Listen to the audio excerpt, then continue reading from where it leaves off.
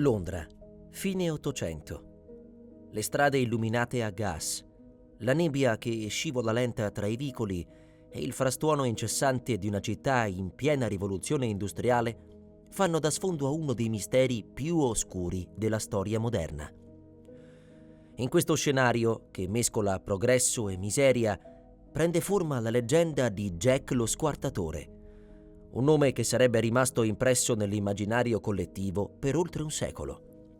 Nell'autunno del 1888, il quartiere di Whitechapel viveva una quotidianità dura e spietata.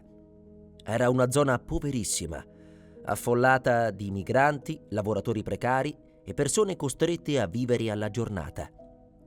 Le strade erano strette, male illuminate e la polizia faticava a mantenere l'ordine in un ambiente dove il crimine, per molti, era l'unico modo per sopravvivere. In questo contesto fragile e vulnerabile, una serie di delitti misteriosi iniziò a sconvolgere la popolazione, attirando rapidamente l'attenzione dei giornali e del pubblico, non solo in Inghilterra ma in tutto il mondo. Il nome Jack the Ripper apparve per la prima volta in una lettera inviata ai giornali e da quel momento divenne sinonimo di paura, ma anche di un enigma affascinante ancora oggi irrisolto. Nonostante siano passati più di 130 anni, la sua identità resta un enigma, alimentato da documenti, testimonianze, teorie e speculazioni che continuano a catturare la curiosità di studiosi e appassionati. Questo viaggio ripercorre ciò che sappiamo con certezza, ciò che ancora rimane nel dubbio e ciò che col tempo è diventato leggenda.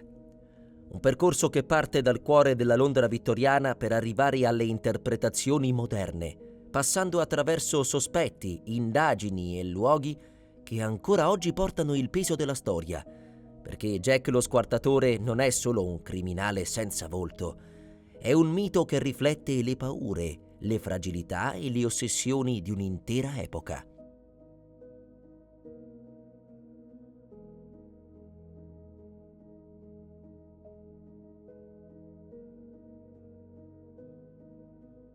Per comprendere davvero l'impatto dei delitti dello Squartatore, bisogna immergersi nell'atmosfera di Whitechapel nel 1888. Era un quartiere che viveva costantemente al limite, un labirinto di vicoli affollati, botteghe improvvisate, case fatiscenti e alloggi sovraffollati dove intere famiglie condividevano una singola stanza. L'odore delle fabbriche, del carbone bruciato e dei mercati all'aperto si mescolava all'umidità della nebbia, creando un ambiente che sembrava sempre sospeso tra il reale e il degradato. La povertà era ovunque. Ogni giorno centinaia di persone lottavano per trovare un letto economico negli Spitalfields Lodging Houses o si rifugiavano nelle osterie sperando di guadagnare il necessario con piccoli lavori, quando capitavano. Le donne, in particolare, spesso si trovavano senza alternative, costrette a cercare soluzioni immediate per sopravvivere a una notte gelida o a un debito improvviso. Le tensioni sociali erano altissime e la presenza di immigrati provenienti da tutta Europa contribuiva a generare un clima di sospetto reciproco, alimentato anche dalla stampa sensazionalistica dell'epoca. La polizia metropolitana, già impegnata su molti fronti, faticava a tenere sotto controllo un'area così popolosa e complessa. Non esistevano tecniche investigative moderne, non c'erano impronte digitali, analisi del DNA o strumenti scientifici avanzati. Gli agenti si affidavano soprattutto alle testimonianze, spesso contraddittorie, e alla conoscenza del territorio, ma in una zona tanto brulicante e caotica, anche questo si rivelava insufficiente. Whitechapel era quindi un luogo in cui la disperazione quotidiana poteva facilmente trasformarsi in tragedia, e dove un criminale abile e furtivo poteva muoversi quasi indisturbato. Quando cominciarono a verificarsi i delitti che sarebbero stati attribuiti a Jack lo Squartatore, la comunità era già fragile e ogni nuovo evento amplificava il senso di paura. I giornali trasformarono subito le vicende in titoli allarmistici, contribuendo a creare un clima di panico e di morbosità che avrebbe reso il caso ancora più difficile da gestire. In questo scenario cupo, fatto di ombre e incertezze, si sviluppò il mistero destinato a diventare uno dei più celebri della storia criminale. Whitechapel non era solo il palcoscenico degli eventi, era un personaggio essenziale, un luogo capace di riflettere e amplificare tutte le tensioni sociali dell'epoca vittoriana. Tra l'estate e l'autunno del 1888, 5 donne furono uccise nel cuore di Whitechapel, in circostanze simili. Sono note come le Canonical Five, perché la maggior parte degli studiosi concorda nel ritenere che questi delitti siano opera della stessa persona. Comprendere questi casi significa entrare non solo nella cronaca, ma anche nella vita quotidiana delle persone che abitavano quel quartiere dimenticato dalla Londra più agiata. Ognuna di queste donne aveva una storia complessa, fatta di povertà, difficoltà personali e ricerca continua di un riparo per la notte. Il destino che le accomunò non fu soltanto l'incontro con l'assassino, ma anche l'essere parte di un contesto sociale che le rendeva vulnerabili e spesso invisibili agli occhi delle istituzioni. La prima vittima riconosciuta, Mary Ann Nichols, venne trovata all'alba del 31 agosto in Bucks Row, una strada tranquilla, dove a quell'ora passavano solo pochi lavoratori diretti ai mercati o alle fabbriche. Mary Ann era stata vista viva poche ore prima, mentre cercava di raccogliere i soldi necessari per permettersi un letto per la notte, cosa piuttosto comune per molte donne del posto. Quando fu ritrovata era distesa sul marciapiede, con segni evidenti di violenza. Le ferite, per quanto non descritte nei dettagli dai giornali più rispettabili, erano sufficienti a far capire agli agenti che non si trattava di un'aggressione comune, ma di qualcosa di più metodico. Già da questo primo caso emersero alcuni elementi ricorrenti. L'azione sembrava rapida, precisa e avvenuta in pochi minuti, lasciando supporre che l'assassino fosse abituato a muoversi nell'oscurità senza attirare l'attenzione.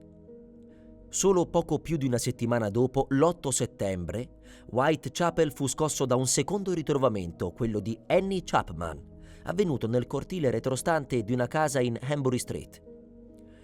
Anche lei era stata vista poche ore prima, mentre parlava con un uomo di cui i testimoni non riuscirono a fornire una descrizione convincente.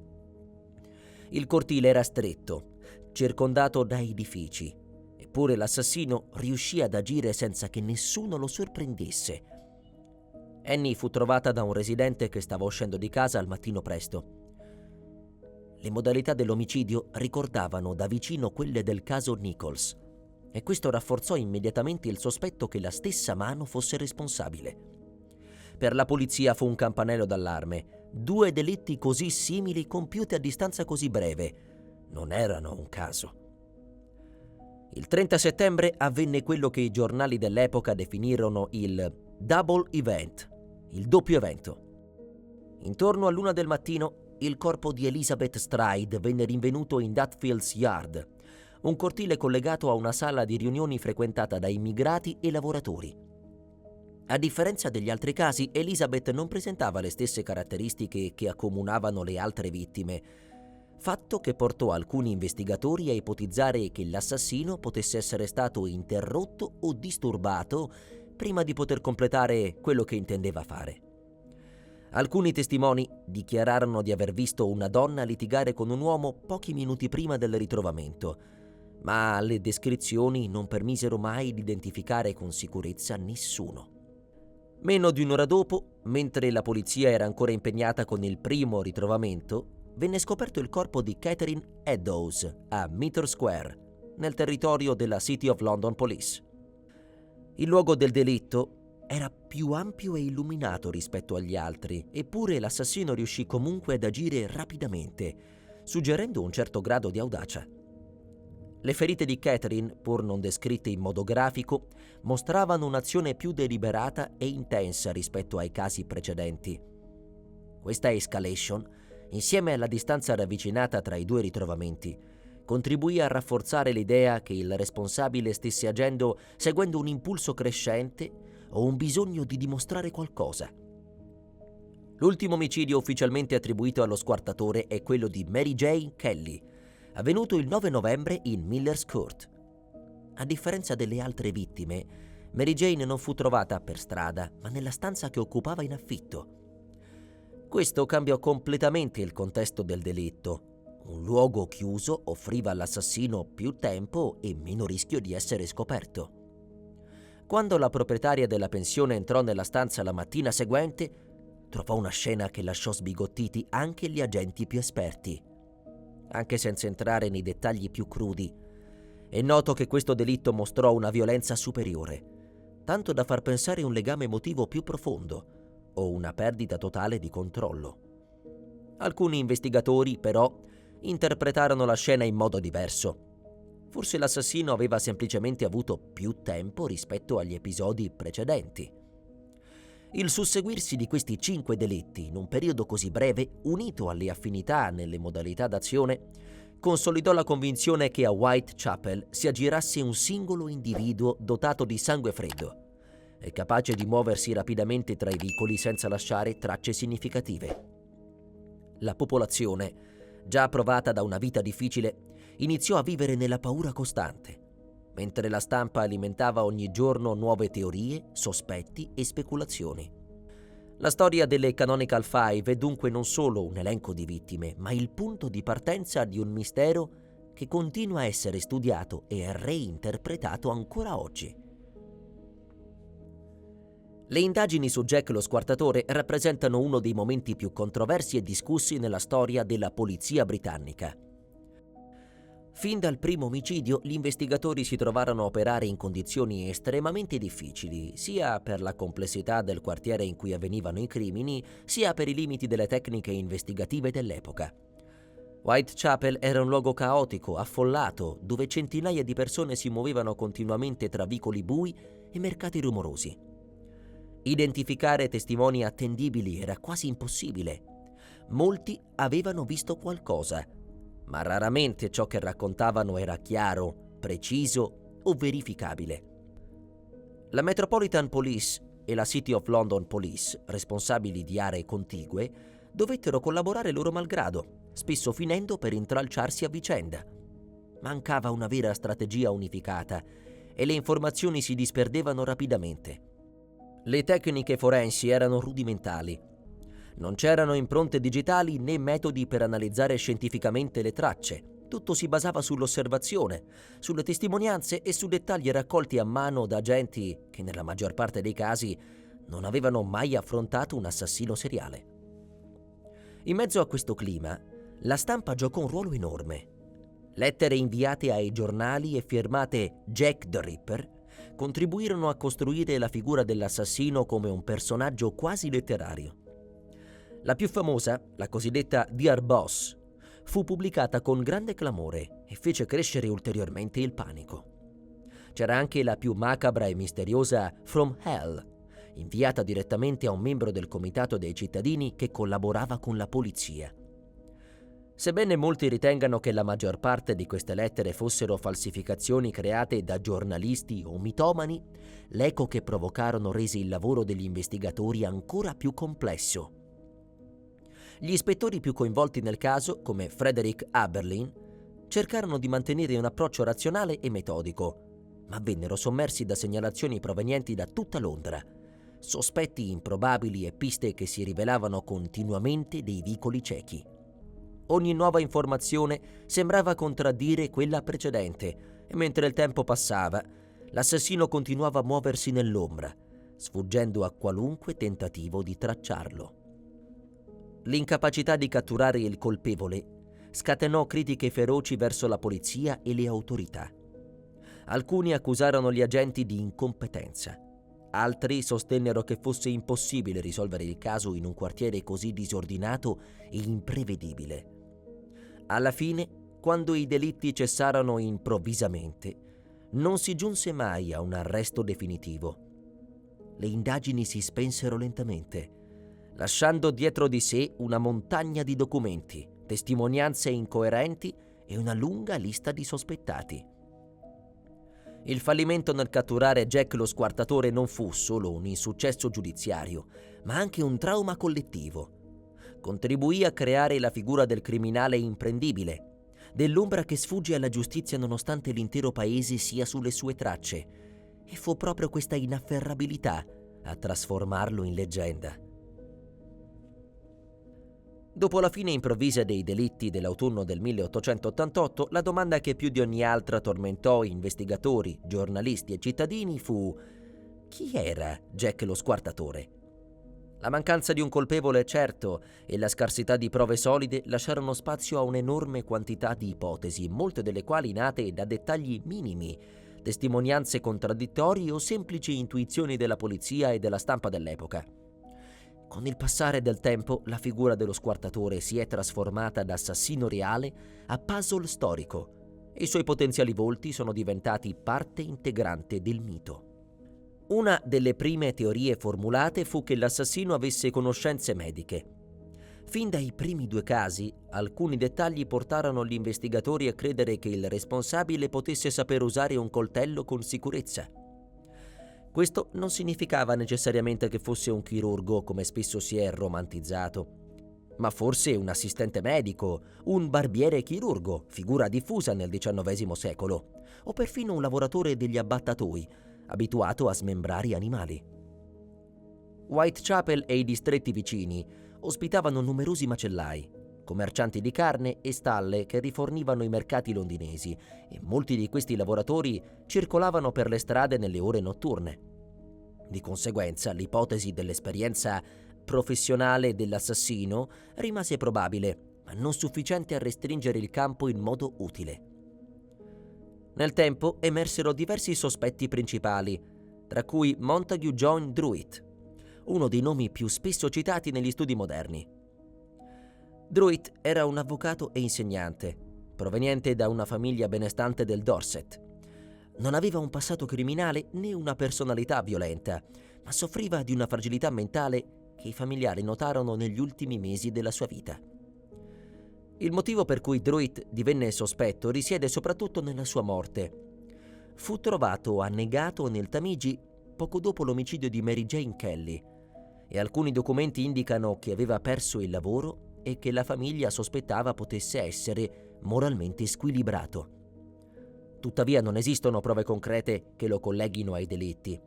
Molti storici ritengono che le accuse nei suoi confronti siano frutto di ipotesi formulate decenni dopo, basate più sulla coincidenza temporale che su indizi reali. Un altro nome molto discusso è quello di Aaron Kosminski, un immigrato ebreo polacco arrivato a Londra negli anni '80 del XIX secolo. Kosminski soffriva di disturbi mentali documentati e fu ricoverato in varie istituzioni, prima in forma volontaria, poi definitivamente. La sua presenza nel quartiere, unita ai comportamenti instabili, lo rese un sospetto conveniente agli occhi della polizia vittoriana. Alcuni investigatori dell'epoca lo indicarono come il possibile colpevole, ma senza fornire prove sostanziali. Una testimonianza non verificabile parlava di un presunto riconoscimento da parte di un testimone oculare, che però non venne mai formalizzato. Nel XX secolo il suo nome fu riportato in auge da studi che analizzarono reperti della scena del crimine, ma le conclusioni furono ampiamente contestate per la debolezza metodologica delle analisi. Kosminski restava tuttavia uno dei sospetti più citati, più per tradizione che per evidenze. Tra i sospettati più affascinanti e controversi compare poi Francis Tumblety, un sedicente medico americano con un passato ricco di ombre. Tumblety era noto per il suo temperamento eccentrico e per un odio marcato nei confronti delle donne, come riportarono alcuni conoscenti. Mentre soggiornava a Londra durante l'autunno del 1888 venne arrestato con un'accusa non collegata ai delitti e rilasciato su cauzione. Poco dopo fuggì negli Stati Uniti. Il suo comportamento sospetto e la fuga contribuirono alla diffusione dell'idea che potesse essere lo squartatore, e col tempo nacque persino la teoria secondo cui l'assassino avrebbe continuato i suoi crimini oltreoceano. Alcuni collegarono omicidi avvenuti in America ai delitti di Whitechapel, ma queste ipotesi mancano di fondamento concreto. Tuttavia, la figura di Tumblety resta avvolta da un'aura sinistra che ha alimentato la sua fama di sospetto credibile. Uno dei capitoli più famosi della leggenda dello squartatore riguarda invece un personaggio appartenente all'alta società, il principe Alberto Vittorio, figlio della regina Vittoria. Questa teoria nacque però non dai documenti dell'epoca, bensì decenni più tardi, negli anni 70 e 80 del Novecento, quando alcuni autori proposero la possibilità che un membro della famiglia reale fosse coinvolto in uno scandalo che si sarebbe voluto nascondere. Secondo queste ricostruzioni, estremamente lontane da qualunque prova verificabile, il principe sarebbe stato coinvolto con una delle vittime o avrebbe contratto una malattia mentale. La corte, secondo la teoria, avrebbe orchestrato una copertura su vasta scala. Tuttavia gli storici hanno smontato queste affermazioni mostrando documenti ufficiali che collocano il principe lontano da Londra durante la maggior parte dei delitti. Inoltre, molte delle prove alla base della teoria si sono rivelate romanzate o manipolate. Nonostante ciò, il fascino della possibilità che un membro della nobiltà potesse nascondere un lato oscuro ha continuato a catturare l'immaginazione del pubblico.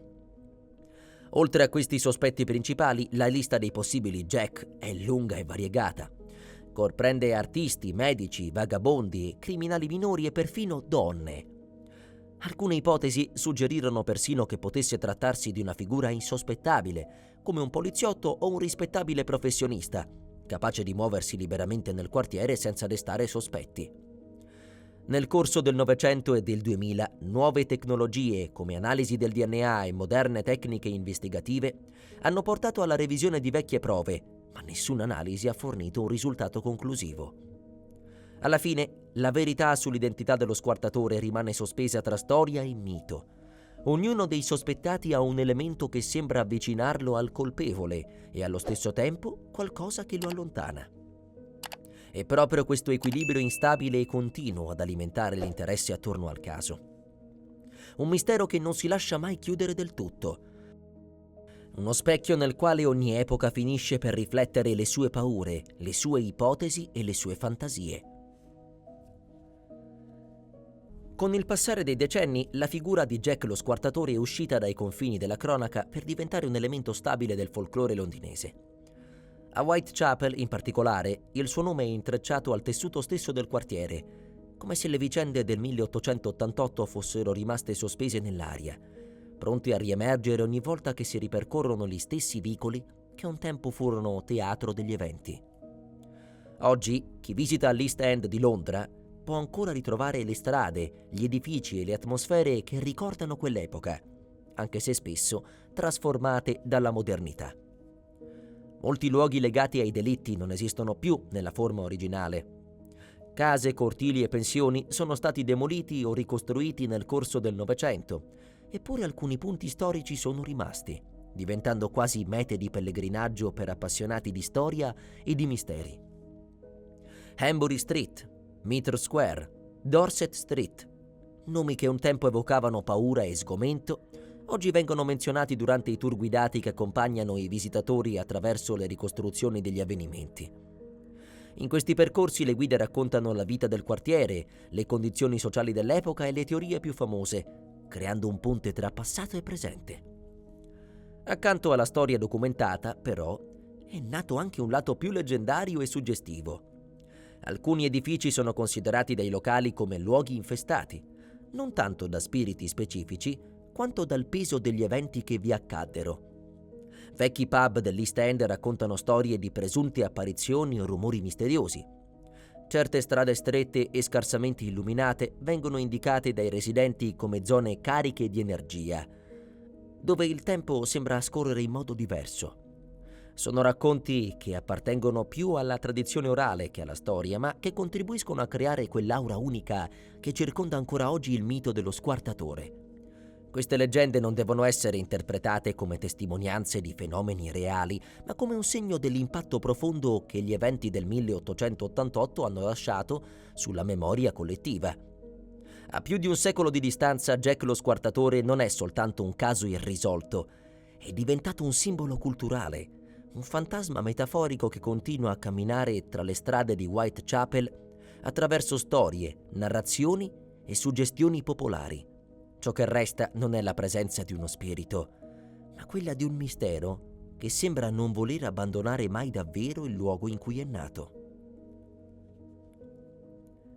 L'eredità culturale lasciata da Jack lo squartatore è immensa. tanto da rendere questo misterioso assassino una delle figure più riconoscibili dell'immaginario criminale mondiale. Nel corso di oltre un secolo il suo nome è diventato sinonimo di enigma, di pericolo incombente e di quella particolare inquietudine che nasce quando la realtà sfuma nel mito.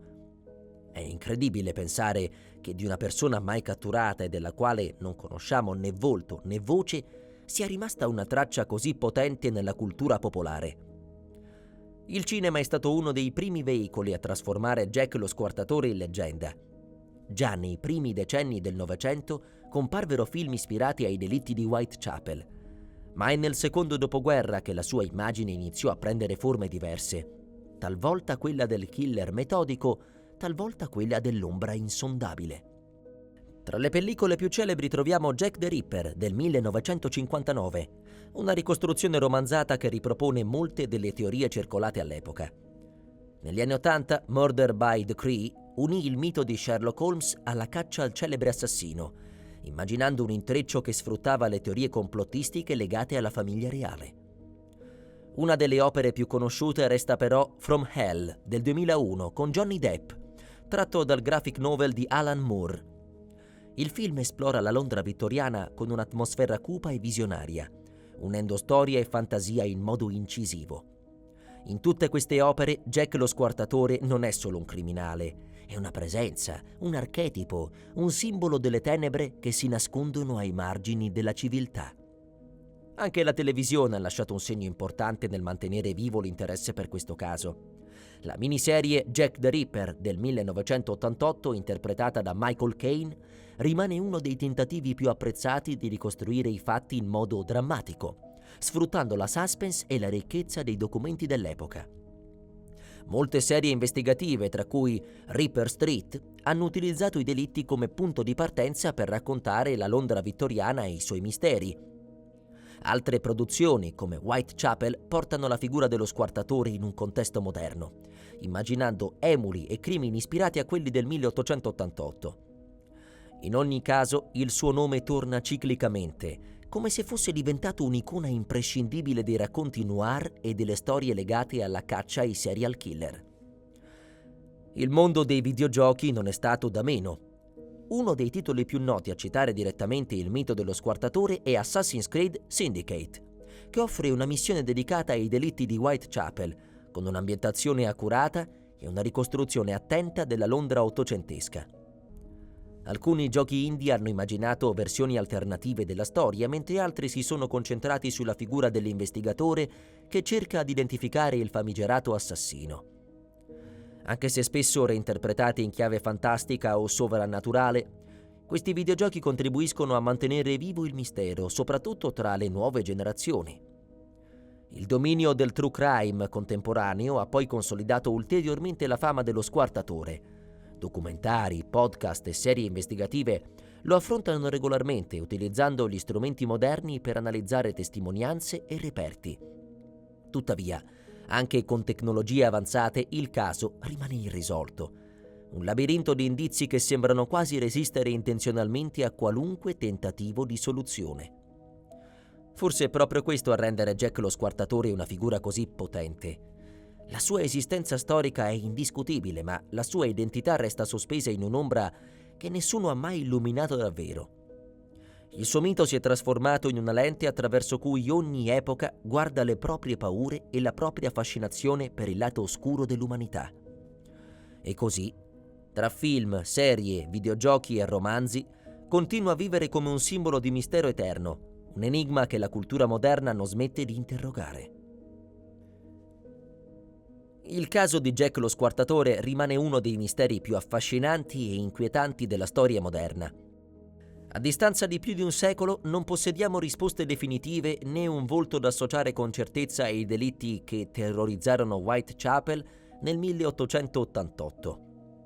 Ciò che resta è un intreccio di indizi incompleti, testimonianze contraddittorie e teorie che nel tempo si sono moltiplicate fino a creare un vero e proprio universo narrativo attorno a una figura che all'epoca non era altro che un anonimo assassino tra migliaia di persone disperate che popolavano il quartiere. La forza di questa vicenda non risiede solo nella brutalità degli eventi, ma nella loro capacità di parlare a ogni epoca, Jack lo Squartatore rappresenta la paura dell'ignoto, la frustrazione dell'impunità, il fascino morboso del mistero irrisolto. È uno specchio deformante della società vittoriana, ma anche un simbolo universale dell'oscurità che può annidarsi nelle pieghe di qualunque città.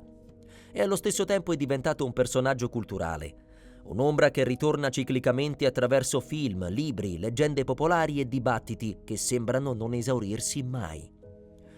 Whitechapel oggi è un luogo completamente diverso da quello del XIX secolo. Moderno, multiculturale, vivace, ma comunque legato alla propria memoria. Le strade che un tempo furono percorse dal misterioso assassino sono diventate tappe storiche, simboli di un passato cupo, ma anche di una storia che continua a interrogare il presente. Chi cammina in quei vicoli non percepisce soltanto la Londra odierna, ma anche l'eco lontana di una vicenda che ha segnato in profondità l'immaginario collettivo. Forse il fascino duraturo di Jack lo Squartatore sta proprio qui, nella consapevolezza che alcune domande resteranno senza risposta. Chi era davvero? Perché uccideva? Come riuscì a sfuggire a una città intera che lo cercava? Nessuno lo sa, e probabilmente nessuno lo saprà mai.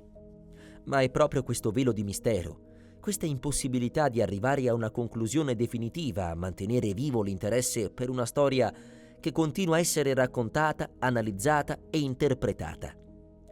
Così, mentre chiudiamo questo viaggio nella Londra vittoriana, dobbiamo accettare che Jack lo Squartatore rimanga ciò che è sempre stato: un enigma, un'ombra tra i vicoli, un nome scritto nei giornali, un mito sospeso tra realtà e leggenda. E forse è proprio questa inafferrabilità che gli ha permesso di superare il tempo, trasformandosi in una delle figure più emblematiche del mistero moderno.